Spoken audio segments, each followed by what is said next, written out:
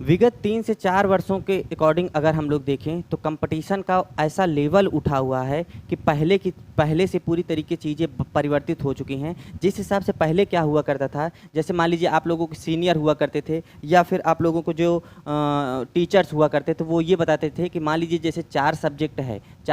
किसी भी आपने एग्ज़ाम को अपीयर किया और उसमें 4 सब्जेक्ट हैं, तो उसमें टीचर्स आपको और सीनियर्स आपको ये बताते थे कि 2 पार्ट को, इन चारों में से लगभग 2 पार्ट ऐसे होने चाहिए जिसमें एक हाई लेवल कमांड होना चाहिए, आप लोगों का बेहतरीन नंबर होना चाहिए। बाकी एक सब्जेक्ट आप लोगों का एवरेज होगा और एक सब्जेक्ट अगर आपका मान लीजिए डाउन भी चला गया तब भी आप लोगों को सिलेक्शन मिल जाएगा। लेकिन चीज़ें अब क्या हैं, पूरी तरीके से बदल चुकी हैं। अब चीज़ें वही हैं कि भाई जब तक आप लोग चारों सब्जेक्ट्स पर बराबर कमांड नहीं करोगे तब तक आप लोगों का पीडीएफ में नाम आना सुनिश्चित नहीं है। ठीक है, तो जिसके अकॉर्डिंग अगर देखा जाए, अगर मान लीजिए यहीं से उठा लिया जाए, मैं कांस्टेबल की अगर मैं बात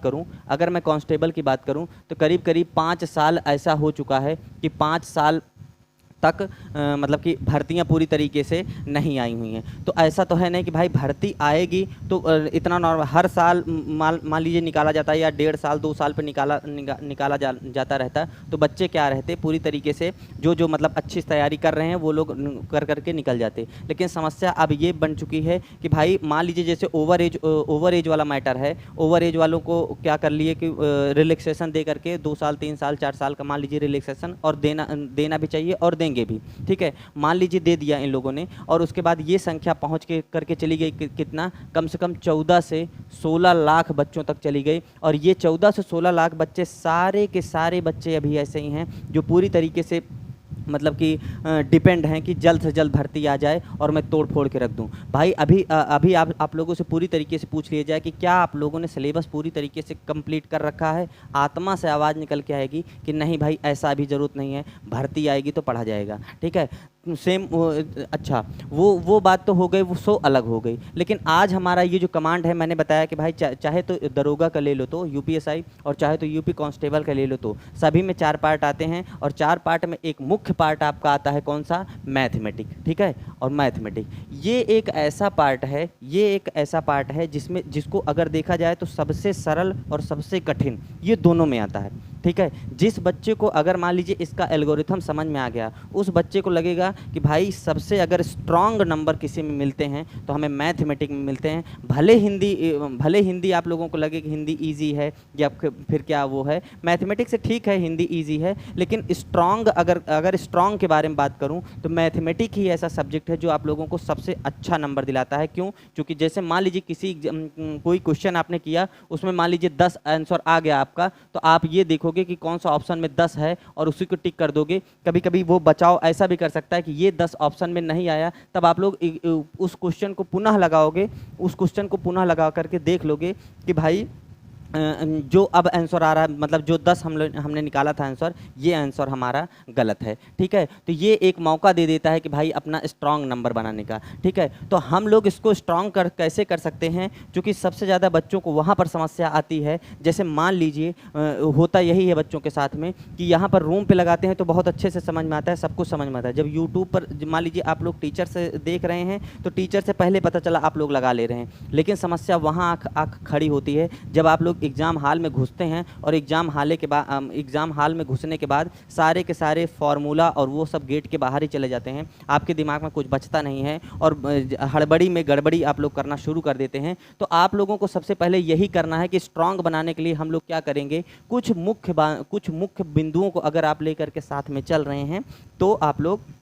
पूरी तरीके से मैथमेटिक पर अपना कमांड कर सकते हैं। तो आप लोग वीडियो को फटाफट लाइक कर दीजिएगा। नंबर 1 पर मैं रखना चाहूँगा कि अगर आप लोग कैलकुलेशन को अपना स्ट्रांग कर ले रहे हैं, अगर अपने कैलकुलेशन को पहला काम यही करेंगे, कैलकुलेशन को स्ट्रांग करना स्टार्ट कर देंगे। क्यों मैं ऐसा कह रहा हूँ, क्योंकि पहले की भर्तियों में पहले का आप लोग पेपर उठाइए, प्रीवियस ईयर पेपर उठाएंगे और जैसे जैसे आप आगे बढ़ते जाएंगे वैसे वैसे वो कैलकुलेटिव क्वेश्चन डालना स्टार्ट कर देगा। ठीक है, होता यही है भाई, कभी कभी यही आप आप लोग गच्चा खा जाते हैं कि समस्या तब आकर के खड़ी होती है कि आंसर तो आ रहा है, मतलब कि ये जो सवाल है ये सवाल तो आ रही है, लेकिन कैलकुलेशन होने की वजह से, समय लंबा खींचने की वजह से फिर पता चला उसका आंसर नहीं आ रहा है और ऑप्शन में आप लोग उसी में उलझ के रह जाते हैं। और यही कारण होता है कि आप लोग पता चला कि अंतिम में 10 क्वेश्चन, 5 क्वेश्चन, 8 क्वेश्चन आप लोगों को छूट गए हैं और वही क्वेश्चन ऐसे हुआ करते हैं जो अंतिम में आपको सिलेबस अंतिम में आप लोगों का सिलेक्शन में काम करते हैं। तो आप लोग यही करेंगे कि भाई कैलकुलेशन को आप अपने हार्ड करना है। नंबर दूसरे पर मैं आप लोगों को रखना चाहूँगा कि ये जो टेबल है, ठीक है ना, टेबल है, टेबल हो गया आपका, और उसके बाद जैसे पहाड़ा कह सकते हैं, और उसके बाद अगर मैं आपसे ये कहूँ कि वर्ग, वर्ग आपको याद होने चाहिए, ठीक है, और आप लोगों को घन, घन वर्ग आप लोगों को कम से कम चाहिए तो 30 तक चाहिए, ठीक है ना, और घन आपको कम से कम चाहिए तो भाई साहब 15 तक तो घन आप लोग याद कर ही लेंगे। अगर मैं टेबल के बारे में बात करूं, टेबल के बारे में आपसे मैं बात करूं तो ये भी आप लोगों को 30 तक टेबल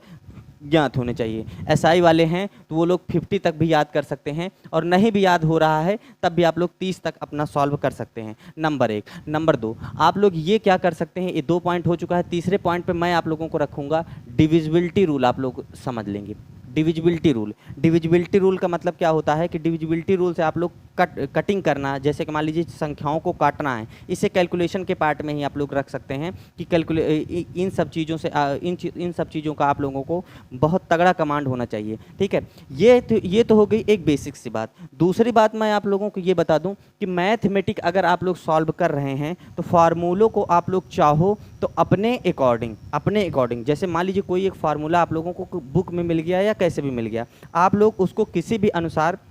उसको अपने अनुसार कन्वर्ट कर सकते हैं। जैसे मान लीजिए एक नया मूल्य और पुराना मूल्य का मैंने वीडियो डाला था, नया मूल्य, ठीक है ना, नया मूल्य, तो नया मूल्य और पुराना मूल्य का उस तरीके से आप लोग बुक में देखोगे तो वो अपने अकॉर्डिंग दे रखा है। आप लोग जैसे मैंने बनाया था, कैसे बनाया था आप लोगों को, रुपया गुणे परसेंटेज बटे वजन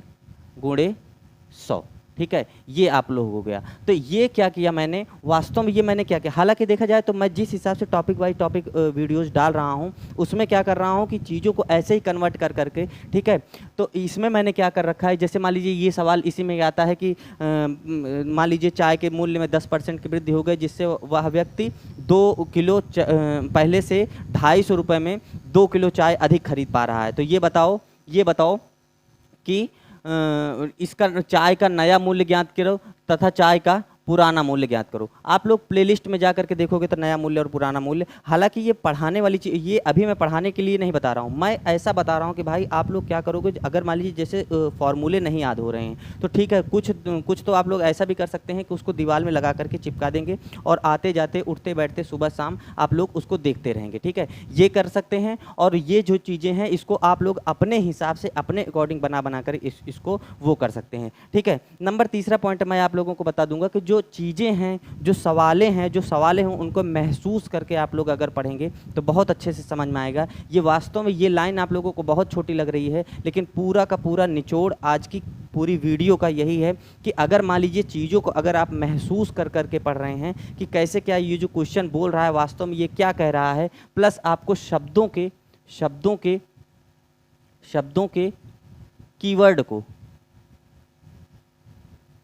कीवर्ड को पकड़ना है, ठीक है। शब्दों का कीवर्ड कैसे पकड़ा जाता है उसको आप लोग करेंगे। ये सब के सब कैसे होंगे, आप लोगों को सीधे प्रैक्टिस पर, ठीक है, प्रैक्टिस पर, ये आप लोगों को सीधे आप लोगों को प्रैक्टिस, जैसे आप लोग प्रैक्टिस करेंगे वैसे आप लोगों का ये जो लेवल है ये उठता हुआ चला जाएगा। और उसके बाद लगातार, अच्छा ये जो दिक्कत यहाँ पर आती है, जो आप लोग एग्ज़ाम देने जाते हैं, एग्ज़ाम देते वक्त यही होता है कि जो चीज़ें आप लोग भूल जाते हैं तो वो उसका अगर सोल्यूशन मैं आपसे कहूँ तो उसका सोल्यूशन एक है, पूरा का पूरा आप लोगों मॉक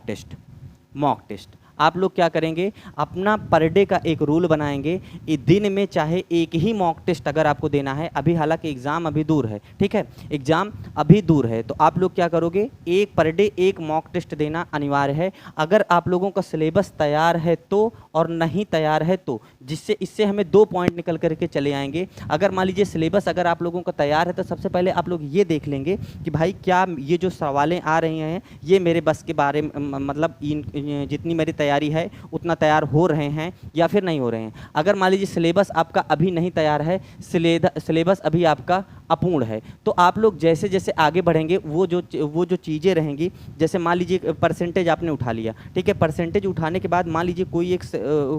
मतलब अभी आपने परसेंटेज मान लीजिए थोड़ी देर के लिए समझ लीजिए कि नहीं पढ़ा है, लेकिन अगर आप मॉक टेस्ट में देखो तो भाई उसमें क्वेश्चन आएंगे, ये तो डेफिनेटली तय है, ठीक है।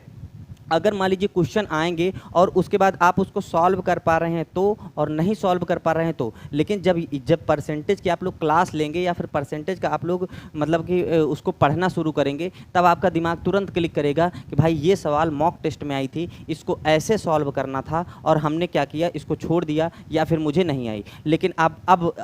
जब भी होगा मॉक टेस्ट में अगर ये क्वेश्चन दोबारा रिपीट हुआ तब हम लोग इसको अच्छे से सॉल्व कर देंगे। मतलब कहने का मतलब ये है कि मॉक टेस्ट अभी से ही आप लोग देना स्टार्ट कर देंगे, चाहे आप एसआई की तैयारी कर रहे हो तो, और चाहे तो आप लोग कांस्टेबल की तैयारी कर रहे हो तो। बहुत सारे बच्चे ऐसे भी हैं जो कांस्टेबल और एसआई दोनों की तैयारी कर रहे हैं, बहुत सारे बच्चे ऐसे हैं जिनका अभी मतलब एसआई में नहीं एज है, वो लोग क्या कर रहे हैं, सिर्फ और सिर्फ कांस्टेबल के लिए तैयारी कर रहे हैं। और बहुत से स्टूडेंट्स ऐसे हैं, इनकी संख्या बड़ी है, जो कांस्टेबल से ओवर एज होकर के एसआई में जा चुके हैं। तो भाई होपलेस मत होइएगा, हो सकता है आप लोगों को एज रिलैक्सेशन मिले और नहीं भी मिलेगा तब भी एसआई की भर्ती आपके पास है। एसआई पहले आए, सॉरी कांस्टेबल पहले आएगी, एसआई बाद में आएगी। तो मिलते हैं नेक्स्ट वीडियो में। आज का सेशन आपको कैसा लगा आप लोग कमेंट बॉक्स में बताइएगा। आज के लिए धन्यवाद।